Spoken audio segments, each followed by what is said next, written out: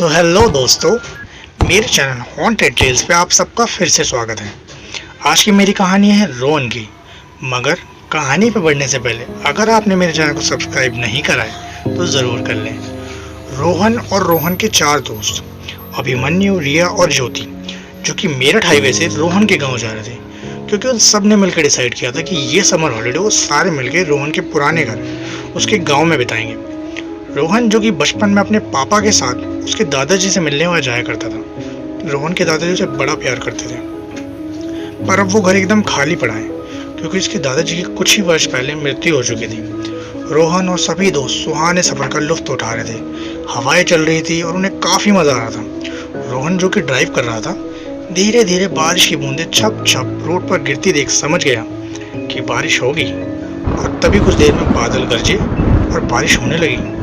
रोहन को धुंधला धुंधला रोड पर कोई इंसान दिखा, जो उसे सीधा न जाने की बजाय जंगल के रास्ते की ओर जाने का संकेत दे रहा था। और रोहन को भी खुद से ही फील हुआ और उसने उस रास्ते पर गाड़ी मोड़ ली। अंधेरे से भरा कच्चा रास्ता जिस पे कई गड्ढे थे, और वह गड्ढे इन चारों दोस्तों को काफ़ी परेशान कर रहे थे। इतनी देर से सफ़र का मज़ा लेने वाले दोस्त बोले पड़े कि ये कहाँ ले आया रोहन, तो कितना अच्छा रास्ता था वो, यहाँ तो कुछ भी नहीं दिख रहा। तब रोहन ने कहा, ये शॉर्टकट है यार। और कुछ ही देर बाद वो कच्चा रास्ता खत्म हुआ और रोहन सच में ही अपने गांव के बाहर पहुंच चुका था। ये कच्चा रास्ता सीधा रोहन को गांव की तरफ ले आया था।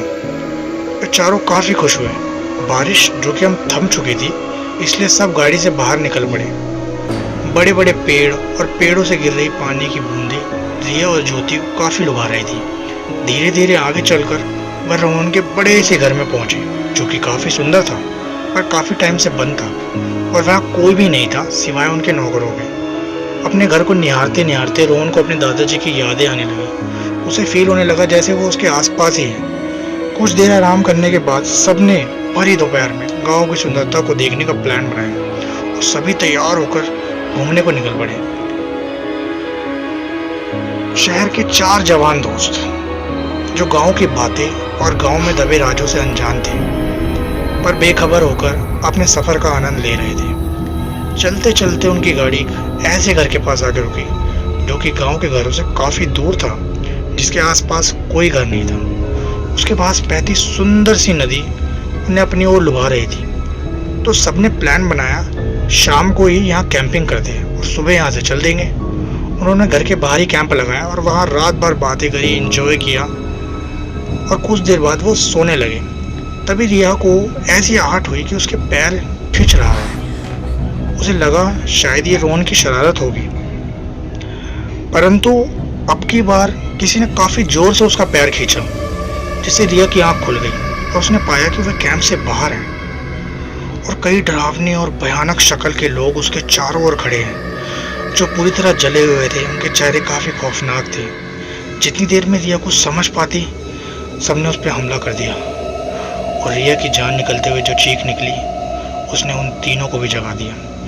ज्योति ये देखकर घबरा गई कि रिया उसके आसपास नहीं थी। सारे दोस्त बाहर निकले और रिया को ढूंढने लगे। रोहन को आभास हुआ कि काली परछाई उसकी ओर बढ़ रही है, जिससे डरकर रोहन उस सामने बने घर में घुस गया और उसके पीछे पीछे अभिमन्यु और ज्योति भी उस घर में घुस गए।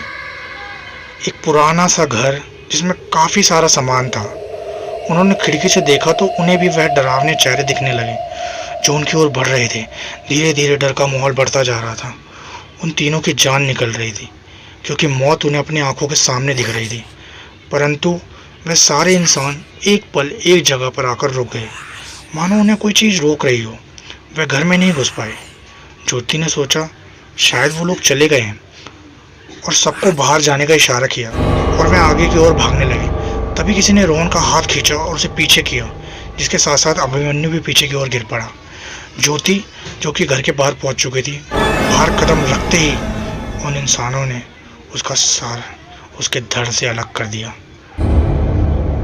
यह खौफनाक मंजर देखकर रोहन और अभिमन्यु काफ़ी डर उठे और खुद को अंदर ही लॉक कर लिया। रोहन रोने लगा कि ये सब मेरी गलती है, मैंने ही तुम सबको यहाँ फंसवा दिया है। पर अभिमन्यु ने जैसे तैसे उसे समझाया, और उसी सुनसान घर में छुपे छुपे उन्हें कब नींद आ गई पता ही नहीं लगा। और जब सुबह हुई, सब कुछ गायब हो चुका था और गांव वाले घर के बाहर खड़े थे। जो कि ज्योति की लाश और रिया की लाश को लेकर जा रहे थे। वहाँ पुलिस और डॉक्टर साहब खड़े थे। तब गांव वालों ने बताया कि बेटा, आप लोग इस गांव की कहानी नहीं जानते और ना समझी में ही यहाँ आ गए। इस जगह डाकुओं का राज था। एक ज़माने में वहाँ हर रोज़ गांव को लूटा करते थे। एक रोज़ तुम्हारे दादाजी और गांव वालों ने मिलकर उन सबको यहाँ इकट्ठा करा। इसी घर के बाहर उन सबको जिंदा जला दिया था, परंतु उनकी आत्माएं आज भी इस ज़मीन पर यहीं पर लोगों को सताती है, पर वह इस घर में कभी नहीं घुस पाती। उस ज़माने में तुम्हारे दादाजी का पूजा घर यहाँ हुआ करता था, इसलिए शायद तुम भी यहीं पहुँच गए, या यूँ कहो तुम्हारे दादाजी की आत्मा ने तुम्हारी रक्षा की। रोहन की आंखों में आंसू आ गए और उसने दिल से अपने दादाजी को धन्यवाद किया। अगली सुबह रोहन अभिमन्यु शहर के लिए रवाना हुए। जब रास्ते में वह जा रहे थे तब उन्हें खबर मिली कि कल बारिश काफ़ी ज़ोर से हुई थी, जिसकी वजह से आगे का पुल टूट गया था। तब रोहन को याद आया कि इसीलिए शायद उसके दादाजी ने ही उसे जंगल के रास्ते से आने के लिए कहा था। तो दोस्तों, हमारे अपने भले हमसे ये दूर हो जाएं, लेकिन उनकी यादें, उनकी अच्छी बातें, वो हमेशा हमारे लिए हमारे साथ रहते हैं। ऐसे ही रोहन के दादाजी ने भी उसकी जान बचाई और हमेशा उसके अच्छे के लिए उसके साथ रहे। अगर आपको मेरी ये कहानी पसंद आई हो तो प्लीज़ मुझे सब्सक्राइब करें, मेरी वीडियो को लाइक करें और इसे अपने दोस्तों के साथ शेयर करें।